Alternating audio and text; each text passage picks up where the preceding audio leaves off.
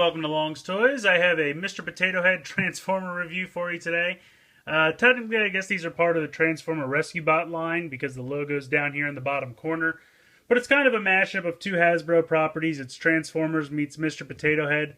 I reviewed a couple of these previously. I had a Starscream and an Optimus Prime one. Now with those, they came in sets where they came with pieces for robot mode and for vehicle mode.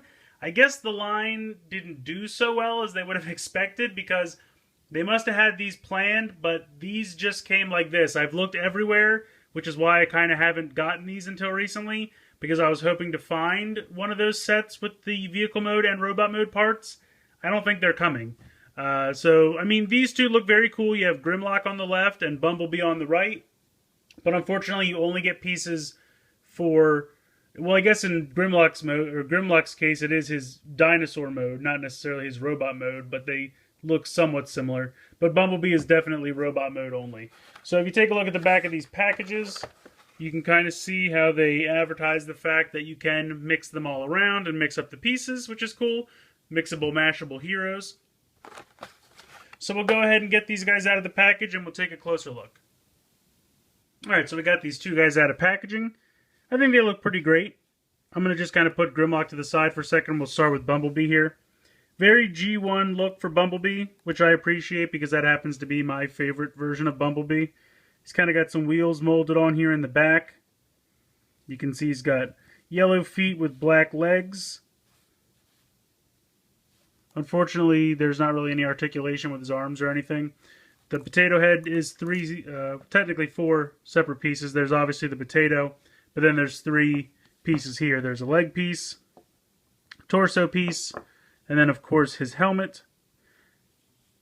Now G1 Bumblebee didn't have a face mask. He had just a mouth, but I think it's just easier for the potato head format to make it a faceplate. So you just go ahead, sit the torso piece on top of the legs, pop in the potato, and then pop on the mask. I think he looks pretty great. I wish he had some kind of, pieces to make his VW bug mode. So that's my only regret with this guy. Otherwise, he's pretty great. Bringing Grimlock back in, he looks pretty fantastic. You can see he got the T-Rex head as kind of a hat. I wish they had a hat like this. I would wear it. I think it looks really cool. Actually, I think when I was in Universal Studios, they did kind of, in the Jurassic Park section, they kind of have like a raptor head that it just looked like he was eating your head. It's pretty hilarious. But you can see he's got a real tiny little nub of a tail. Now we did have the large Grimlock that it was in the Grimlock and Optimus Prime set, but that was a much larger dino version of Grimlock. This is just kind of a tiny little personal size Grimlock. Again, he's got three pieces. This is the hat or headpiece. Take the potato out. Here you kind of have this gold piece. It's kind of a really nice, like deep goldish chrome. A little bit of red paint there, some silver for the arms. And then you've got tiny little nub tail. Then you've got some gray here with some nice same goldish chrome color for the feet, or toes I should say. Looks pretty nice. So you just go ahead and sit this in here, pop the potato in, and then pop on his helmet. I think he looks really great. I can't decide which of the two is my favorite. I think they both look really cool. I wish that there were pieces for his robot mode, but with him I feel like it's a little less important because his alt mode is, kind of not as horizontal or as much of a difference since he already kind of walks upright. So, but if you want to get crazy and you mix and match them around, I mean, with just two, there's not a whole lot of possibilities, but there are other ones in the line, which I've already reviewed. These kind of don't fit as well, just because of the nature of the large legs coming up on Grimlock. But you could easily do something like this. This should work pretty well with this. Bumblebee with little T-Rex hands. That's kind of funny.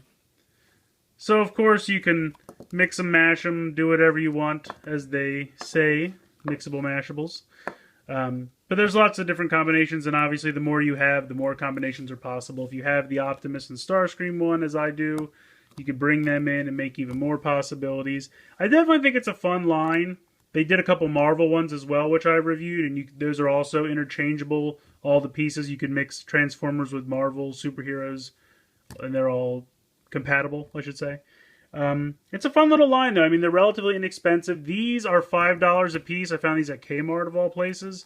I have seen them at Walmart in the past. I'm not sure if they're still around. I think they're kind of on their way out.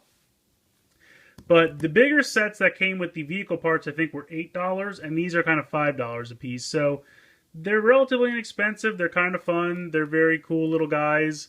It's nice to see some G1 stuff get some love. So that's what I grew up with. So that's kind of my favorite.